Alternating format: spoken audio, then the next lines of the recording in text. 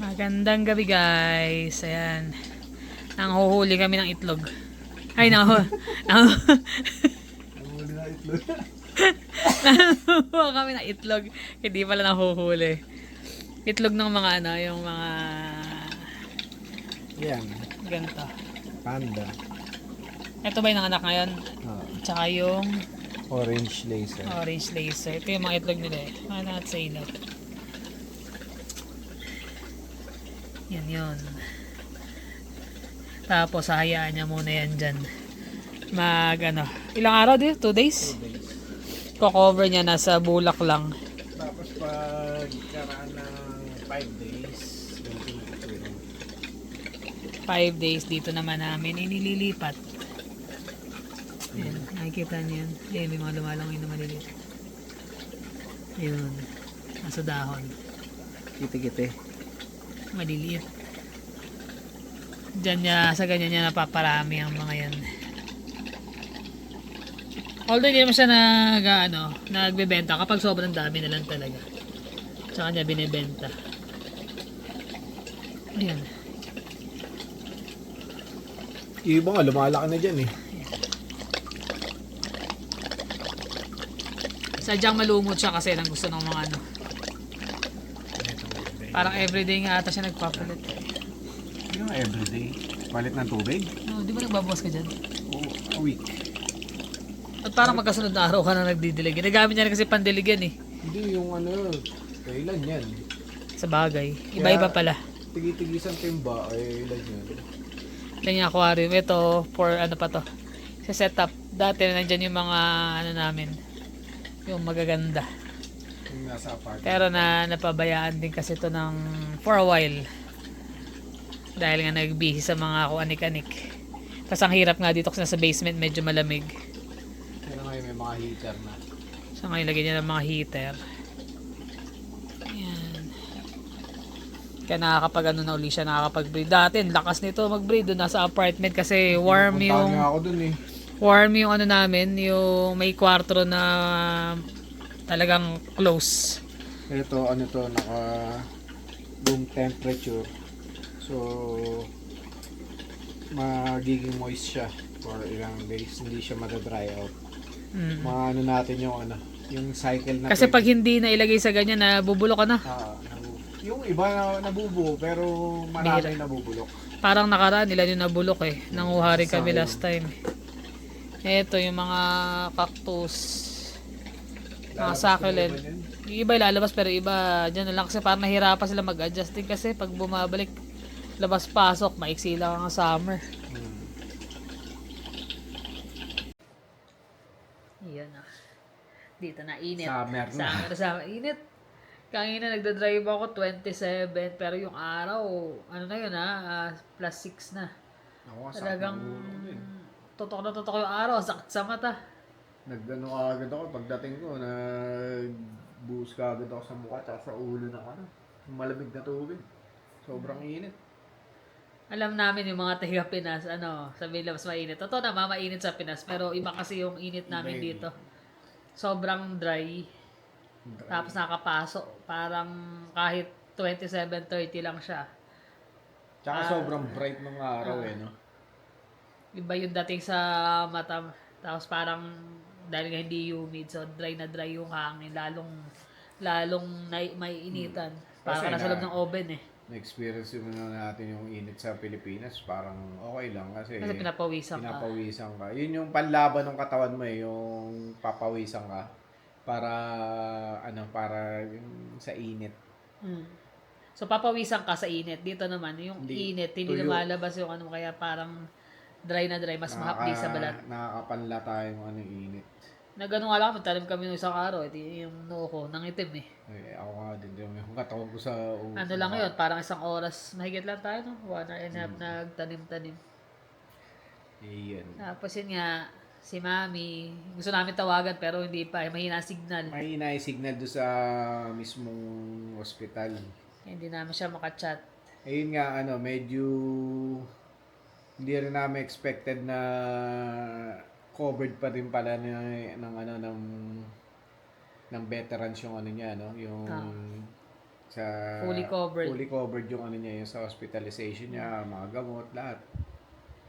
Hindi, Kaya, hindi namin na-expect. Akala namin, veterans. Kasi dahil nga veteran si daddy niya. daddy, So, ang alam namin, may portion lang may discount or discount. ano. So, expected namin malaki talaga. Nagre-ready nga kami dahil alam niyo naman na ICU pa si mami. So, sabi ko mag-ready tayo. Although nagpadala na kami ng paunang ano ni Pauna. Kininya para yung mga pang-alis-alis kailangan bili ng ganito, ganyan. Padala na namin. Pero sabi nga namin, yung pinaka total bill, antayin na lang namin. Yung Tapos, pala fully covered. So, walang babayaran ano talaga. nga rin kami, sobrang thankful kami kasi, ayun, laking bagay nun, ha? Oo, nagulat kami. Kasi Talaga ba? ang naging medyo mabigat lang doon is yung paglabas niya sa ICU, dinaretso siya sa ward. Oo. Sa ward may kasama siyang 3 pa na pangwaluhan yung pinaka-kwarto. So, ang init. Kaya ginawa ni Ninya, nagdala ng electric fan. Kaso 'di ba syempre sa ward hindi naman natin alam kung ano yung sakit ng iba ganyan or Natatakot syempre mga caregiver kaya nagme-message na ang dami po nag-uubuhan dito. Sana mailipat si mami. ah, So, ayun na nga, nilakad ni Ninya. Yun nga, dahil nga pala, doon namin nalaman na libre. Kasi nga sabi, libre lahat. So, kapag kami mas nangangailangan ng ICU at nilabas, hindi na pwedeng mag-extend si mami. hindi na pwede. Tapos, after ng ICU, kailangan ilabas sa ward. Yun yung process nila. Nataon, Sunday. Walang ma-move na hindi kagad from ward to private room, hindi kagad na ilipat sa Hindi ganun. masikaso. So nagstay muna sila ng 1.5 day, parang ganun, no? Siyempre, nakakaawa at mainit. Tinaalala namin, baka mas lalong mahawa. So, buti na lang talaga si Ninya. Todo ang asikaso talaga effort din. niya doon. Tsaka ano kasi, weekend nga, kaya Monday na siya nakakilos. Kaso nung Monday naman, nung pumunta siya ng Camp Aguinaldo kasi doon yung Sa Pibaw.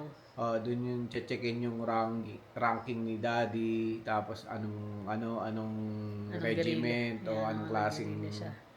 guerrilla si Daddy, kung ano ba siya yung ano sabi ni niya, yung parang naka-enlist or officially enlisted or yung enlisted lang na Dahil kailangan lang. Parang recognize. Yun, recognize.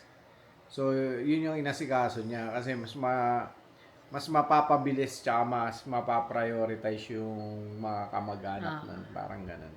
Lalo si mami ang syempre talagang di ba, beneficiary. Oo. Ang pa doon, kasi nga sa ward, so sobrang pag-alala namin. Kaya si Ninya gumawa ng paraan. Sabi namin, kailangan mailipat si mami sa solong kwarto. Tapos nag-offer nga kami na kahit bayaran. Kaya nga sabi nung hindi po kasi libre talaga dito. So, marami raw waiting list. Na Parang nakapila. kaya doon pumunta si Ninya sa Camp Aguinaldo para makita yung ranking nga. So, mas maging priority. BBIP ba? BBIP. Very Kapag parang yung mismo very very important person daw. Very ba? Parang Pero nga problema kasi nga ang veterans kasi kahit hindi veterans di ba? Kaya ang daming pasyente. Kaya naman inano ni Ninya pala kasi hindi naman namin alam kung paano diskarte ron. So meron tumulong sa kanya na para mabigyan siya ng mga info tungkol doon. Na pag nalaman nung veterans hospital na talaga siya. Yung ranking ni yung ranking or yung nila. Kasi hindi nila alam dahil nung time na yun bata pa naman bata pa siya. So mostly nakakwento yung tungkol sa US na siya, veterans, pero yung sa nabanggit lang is guerrilla, di ba? Pero laking bagay nga kasi yun nga. Bukod sa after sa ward, sabi nung isang doktor, hanggang Thursday si mami sa ward. Sabi namin ako, tagal nun. Paano mangyayari? Baka mamaya mapalala, magkasakit pa. Tapos maawa. ang init nga, pinapawisan yung likod ni mami, di ba? Kaya nung nasikaso ni Ninya yun, nailipat niya. Kaya halos maghapon siya nandun, nag-aasikaso. Pagod nga yung isa eh. So sabi nung kung sabi namin, kung hindi talaga at natapos na antibiotic, na sa bahay. Inaano nga namin sana, sabi ko kay Ninya, kausapin mo yung doktor na baka pwedeng magbayad na lang kami ng nurse na mag-administer ng gamot pag nasa bahay, ganyan. Pero ang Eh, problema pala doon is yung antibiotic na binibigay nila kay mami, hindi nabibili sa labas. sila lang yung Oo. kumbaga parang tinitimpla yata yun or what So no? hindi po pwede. Kaya nga sabi, hindi ubra po yun. Pero thank God talaga, na-aprobahan na ilipat na si mami sa private room. Private room. Ilang araw na lang din naman makakauwi na siya. Pero depende pa, kasi doon pa lang sa pulmonary na doktor niya yun. Mm. May iba pang doktor na mag-approve kung kailan talaga. Pero most probably Webes ang sabi. Depende Sobrang, pa. sobrang blessed kami doon sa mga nangyayari kahit na may mga Unexpected yun. problema. Kasi Eh, syempre, bukod sa nag-aalala ka na, yung gastusin, iniisip mo rin, di gastusin. ba? Kaya nga ako, nung absent ako, sabi ko, absent ba ako? Parang sayang yung araw, wala naman ako magagawa doon. Parang nag-iisip din ako kung a-absent ba ako or hindi. Tapos overtime pa nung Sabado. Parang iniisip ko rin pumasok, kaya lang. Kaya ako na. Hindi naman yun eh. Kahit pa paano, isang araw, hindi ka naman mahihirapan kung isa, dalawang araw ka Hindi, umabsent. malaking bagay din naman kasi yun. Ganun talaga eh. May mga pagsubok sa buhay na dumarating na the more mo intindihin ang husto, mas lalong mabigat ang dating. Pero yung hayaan mong kung ano yung dapat na mangyari. Mas Yeah. magaan ba? Yung yung tiyan ko nga, hanggang ngayon, hindi pa rin nakaka-recover yung mga Sa mga antibiotic, good bacteria, nalimas sila. Lahat. Kaya kailangan ko ng ng gamot na to. probiotic. Probiotics para Sabi pala nila kapag after mo raw mag-take ng antibiotics, mag-take ka ng probiotics kasi Probiotics. lalo pinapatay lahat ng bacteria sa pati good bacteria kasama napapatay. nadadamay. Kaya yun. Kaya itong lately yan. Roller coaster ang mga pangyayari pero thank God kasi nga okay na si Mami. Plus di ba? Kumbaga sabi nga wala na si Daddy pero Nandoon pa rin yung gabay niya tsaka yung maano mo pa rin yung pinaghirapan niya ng ilang pinaghirapan taon. niya. Oh. Wala man siyang na malaking ipinamana para sa pamilya. Yung tulong niya mula nung namatay siya, after nung namatay siya, Never nagtrabaho kasi Mami, di ba? never nagtrabaho si mami talaga. Sa pension yun. Sa pension Hanggang lahat ngayon, yun. tinatanggap niya yung pension. Although yung padala namin, syempre, kailangan. Lalo kayo kasi mas high maintenance na si Mami, mas lalong malaki. Pero ang laking bagay nung na yun. Just imagine kung wala yung pension na yun. Oo, sobrang laking bagay Mahirap. talaga. Sobrang thankful namin tsaka yung pagmamahal ni Daddy para sa pamilya. Yun nga yung sinasabi niya, kahit wala akong ipamana sa inyo, at least napag-aral ko kayo, nabigyan ko kayo ng Maayos na buhay. maayos na buhay habang nabubuhay ako, at siguro kahit na mamatay ako mabubuhay pa rin kayo doon sa makukuha ko. Sinabi niya sa akin yun nung kasi namatay siya noon first year college ako noon Kaya ikaw, sabi nga nun, iayos mo yung buhay mo, ganyan. Kaya Kaya mahirap talaga. Pero yun nga, sobrang sobrang swerte na meron kayong ganun, di ba? Kasi bro mo, wala na siya. Pero up to now, na ni Mami, natatamasa ni Mami yung lahat ng Nakikinabang siya doon benefits. sa mga benefits nila na nagaling kay Daddy, lahat yun. Hindi biro yun. Kaya sobrang kami, parang, sabi namin, ganun talaga siguro pag, yung parang pumapatas ka sa buhay. Yung parang kahit sabihin mo ang daming problema dumarating, kusang, ayan na yung sagot, ito yung sagot. Nasusolusyonan, bibigyan ng solusyon, parang ganun, di ba? As long as intact din ang family. Kasi since nung nangyari kay Mami hanggang ngayon, talagang met-mea, kausap namin si Ninya, mga caregiver, kachat namin. Kumbaga, ayaan natin, sige, lahat yan may solusyon. Huwag lang maghadali kasi syempre hindi naman talaga lahat hadalian. Hindi naman nakukuha sa mabilisan. Alam naman kasi natin na na lahat naman tayo papunta ron, na darating din yun. Kaya lang syempre, ginagawa pa rin namin lahat ng makakaya namin. Tsaka kahit sino siguro sa pamilya namin, gagawin namin na ibubuhos namin lahat. Hindi naman kami ganun kayaman o karangya sa buhay, pero lahat Pwede namin magawa is ng gagawin. source na pwede namin gawin or yung mga pwedeng makatulong para sa sa bagay na yun, ay gagawin namin o lalapitan namin para lang mapahaba yung yung buhay nila. Tama. Ganun naman dapat talaga, di ba? Ang pamilya. Tulungan. Tulungan. Lalo pa nag-iisang magulang na lang namin yun. Alam niyo naman yung parents ko wala na. Ang daddy ko nga malapit na ang death anniversary niya, maiden. Kaya ayun, after ilang years na rin, bilis ng panahon. Kaya nga, yan, si mami na lang nag-iisang magulang. Mabigat din talaga sa... Habang tumatanda, hindi maiwasan. Kaya minsan naisip mo, paano kaya pag tumanda na ako? Kaya nga yung mga anak namin, lagi namin sasabi namin sa inyo, kailangan magpursige kayo ng gusto para sa inyo kasi hindi habang panahon nandito kami sa tabi nyo.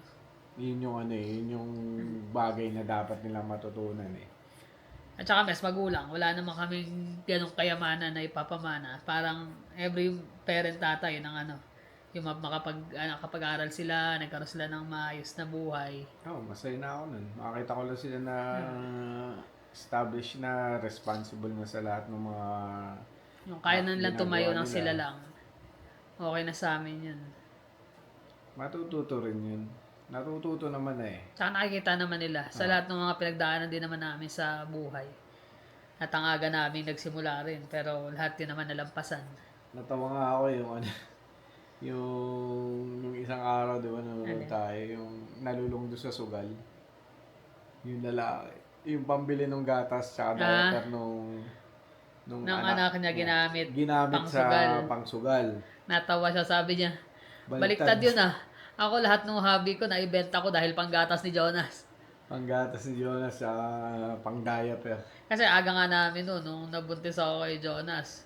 Ilang taon lang, halos kagagraduate lang din niya noon. Kaya bago lang sa trabaho. May mga hobby siya. Yung hobby kong cards Magic cards. Yan, parang kumbaga pag Pati Pokemon. Pag may extra kang pera, yun, bili. Kung wala, di wala. Kaya nga lang muna. Pero ang dami mo na accumulate nun kasi since college ka, di ba? College pa lang. Kaya nga yun, pag naisip ko yun, yung binder na yun, ngayon mo ibenta lahat yun. Yung Pokemon cards lang na nung time na bago kumain na kay Jonas. Yun yung unang-unang labas. Yun yung mga una na ang mamahal na. Kung ngayon ibebenta magkano. Pero syempre, di ba? Ayoko na rin din isipin kasi... Nung kami, yun ang naging panimula namin kasi syempre nga bata kami pareho. Meron kailangan pagkuhanan ng gastusin. Kailangan talaga Pero kanaya, so far yan. Lalaki na ng dalawa. Nalagpasan. Saglit na lang din, magkakaroon na sariling pamilya. Ganun talaga ang buhay. Kami gusto lang din naman na makita silang settled sa buhay. Maging masaya. Correct. Maging masaya, maging intact lagi. Pag may problema, tulungan. Tsaka maraming salamat pa rin sa mga patuloy pa rin na nagdarasal para kay Mami. Tsaka yung mga nagme-message sa amin. Kumbaga kahit papano, na kami.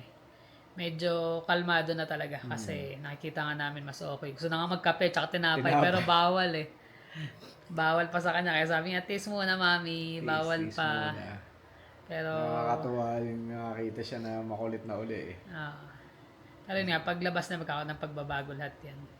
Yung way ng pagpapakain. Yun din yung pinag-usapan namin ni Ninya nung isang araw nung nag-chat kami. Sabi namin, kailangan natin magkaroon ng kumbaga safety protocol doon sa bahay, yung mga cleanliness, yung mga lahat. Tsaka yung pagpapakain kailangan mas malalambot, mas pagpapainom.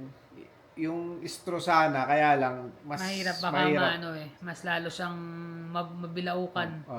Kaya kasi hindi naman siya nasanay sa straw kaya unti-unti. Pero dapat talaga Tsaka namin is nakaupo na siya pagkakain talaga. Tapos hayaan mo na for an hour na nakaupo. Para medyo mag-circulate muna, bumaba yung niya. Kailangan natin yung safety ni Mami. Lalo na pag medyo tag-ulan, taglamig, yung may mga may sipon, wag nang pumasok. Or may ubo, wag nang pumasok. Palitan na kasi lang. Saglit na lang yun. Talaga mahawa. Madaling mahawa. Kaya hindi po pwede. Kaya sabi namin kailangan lahat talaga. Kaya before lumabas si Mami, mapalinis lahat yun.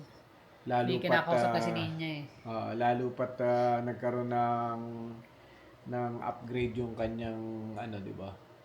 Ano? Yung sa pension niya. Mm. So dagdag yun, sabi ko, lahat ng supply na kailangan, yung mga alcohol, sabon, lahat kailangan. Lahat, kahit naman ngayon, Oh, tutos na naka ano naman. naman. Although wala pa rin naman. Pero kaya naman yun. Parte yun eh. Kasi mas, mas sensitive. Mas sensitive. Sunod-sunod yung ano niya. Pangalawa na yan. Kasi yung una, di ba, December yung 26. yung na ano siya, na dulas. Pero nakarecover. Malakas si Mami, nakarecover Muntik ngayon. na mabagok. Ngayon, ayan. Pero malakas uli. So, lumalaban talaga si Mami. Ganun naman ang ano eh, tao eh. Sana nga, ano, magtuloy-tuloy na yung kanyang paggaling at makachat na namin. Tama. Baka pag nakauwi pa sila, tsaka pa namin makausap. So, ayun lang naman. Na-share lang naman namin Tsaka sa inyo. maraming salamat doon sa nag-advise doon sa ano, yung sa EI. Ayaw pala sa EI. Kasi hindi rin namin alam yun eh. Yung Hindi na. akala ko pag naka-EI ka, yung employees insurance dito sa Canada, akala ko kailangan within Canada ka lang. Yung pala kapag merong compassionate care, kapag tipong nasa Pilipinas o nasa ibang bansa, pwede kang pumunta. May limit ka lang, di ba? Mga 26 weeks, makaka-claim ka. Pero malaking bagay yun. Malaking bagay. Tapos kung gusto namin, ba, mag-asawa kami mag-file, pwede. Pero Hahatiin. yung sahod na makukuha sa EI, isahatiin. Pero mas okay pa rin yun kasi may pumapasok ang income habang Kesa wala, nag-aalaga ka.